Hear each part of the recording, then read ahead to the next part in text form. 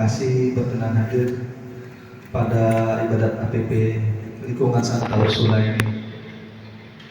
Terima kasih juga buat keluarga besar Ibu Miran yang telah mempersiapkan tempat untuk kita pada malam hari ini berkumpul bersama menutup ibadat APP kita ini, pertemuan kelima, pertemuan terakhir untuk tahun 2025 ini.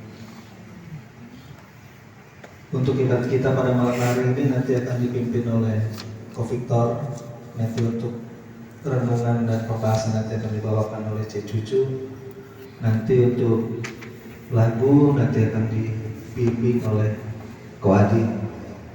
Mari saya minta tolong untuk alat handphone atau alat panggil kita mungkin bisa silent dulu biar tidak mengganggu ibadat kita.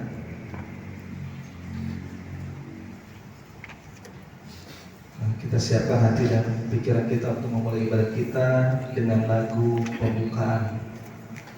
Silakan Ko Adi.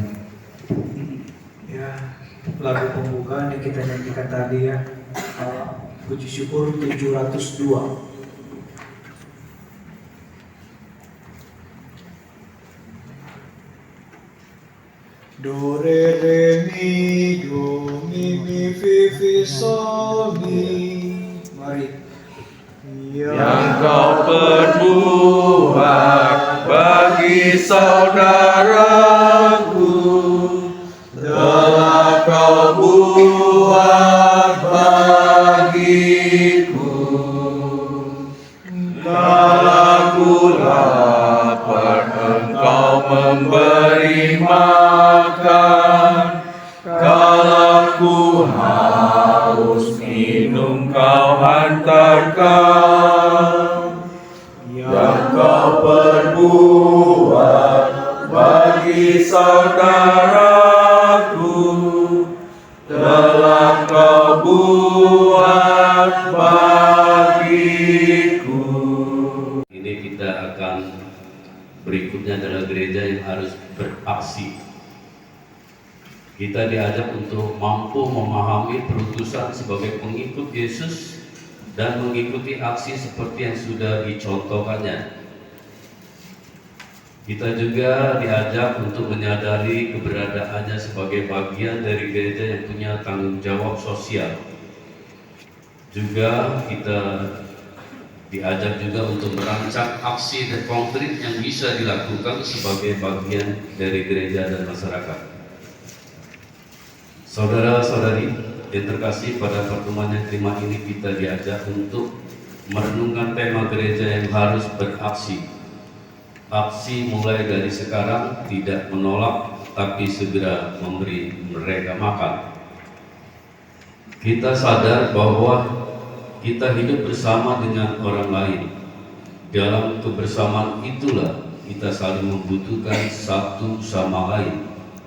Dalam kondisi ini, kerelaan hati menjadi kata kunci untuk menumbuhkan kebersamaan, keberanian untuk keluar dari diri sendiri, meninggalkan egoisme diri yang membagikan apapun yang ada dalam diri kita, menjadi perjuangan untuk mewujudkan iman dalam medan hidup kita. Bacaan diambil dari Injil Markus bab ke-6 ayat ke-33 sampai dengan 44. Tetapi pada waktu itu mereka bertolak. Banyak orang melihat mereka dan mengetahui tujuan mereka. Dengan mengambil jalan darat, segeralah datang orang dari semua kota ke tempat itu, sehingga mendahului mereka. Ketika Yesus mendarat, Ia melihat sejumlah besar orang banyak, maka tergeraklah hatinya oleh belas kasihan kepada mereka, karena mereka seperti domba yang tidak mempunyai gembala. Lalu mulailah Ia mengajarkan banyak hal kepada mereka.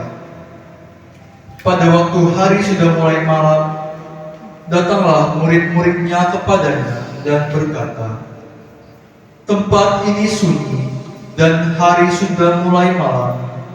Suruhlah mereka pergi supaya mereka dapat membeli makanan di desa-desa dan di kampung-kampung di sekitar ini. Tetapi jawabnya, kamu harus memberi mereka makan.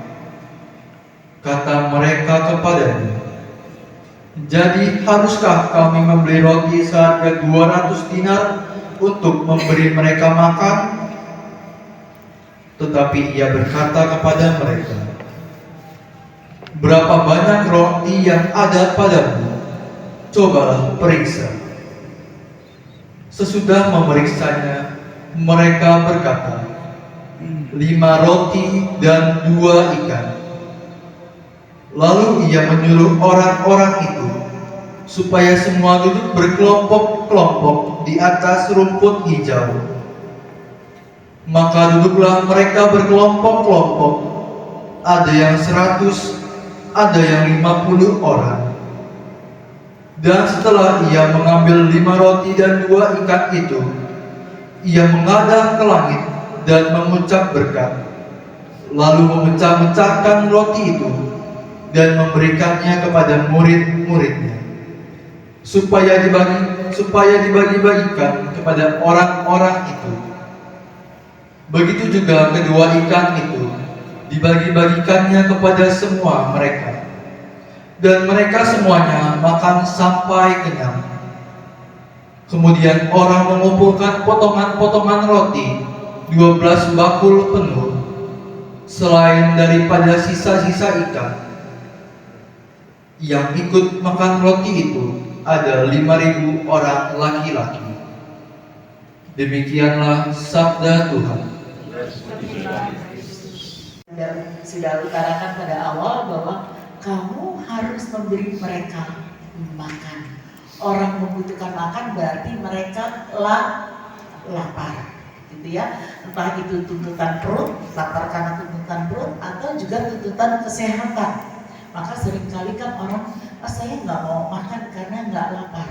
Tetapi tuntutan kesehatan yang mendorong kita untuk makan walaupun sedikit. Nah, kalau di sini kamu harus memberi mereka makan, berarti mereka ada yang kelaparan.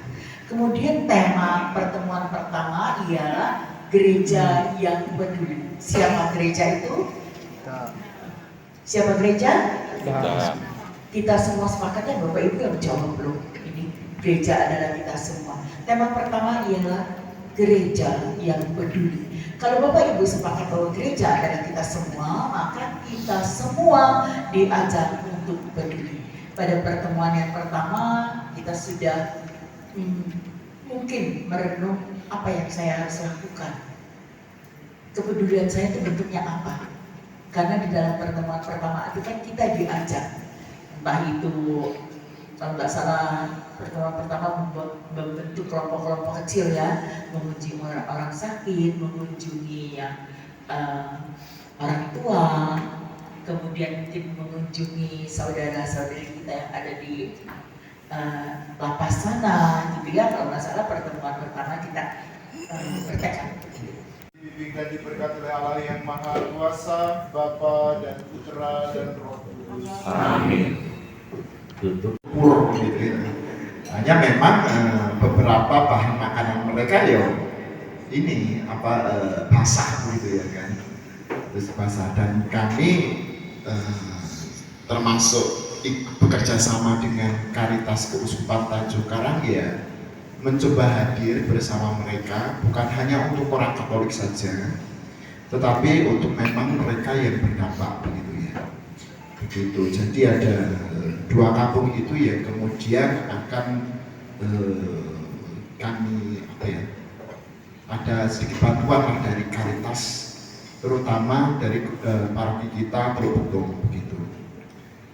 Bantuannya berapa, lalu bentuknya memang sudah ada, yaitu beras. Hanya untuk jatah Teluk Betung berapa belum tahu, karena kita akan bekerja sama dengan wilayah, yaitu ada Katedral dan juga Kedaton begitu. Memang ini sebuah kerjasama untuk tim kita, tim wilayah Bandar Lampung gitu, sehingga kalau ada bencana di sini, yo yang lain bertanggung jawab, bukan hanya kita saja. Begitu.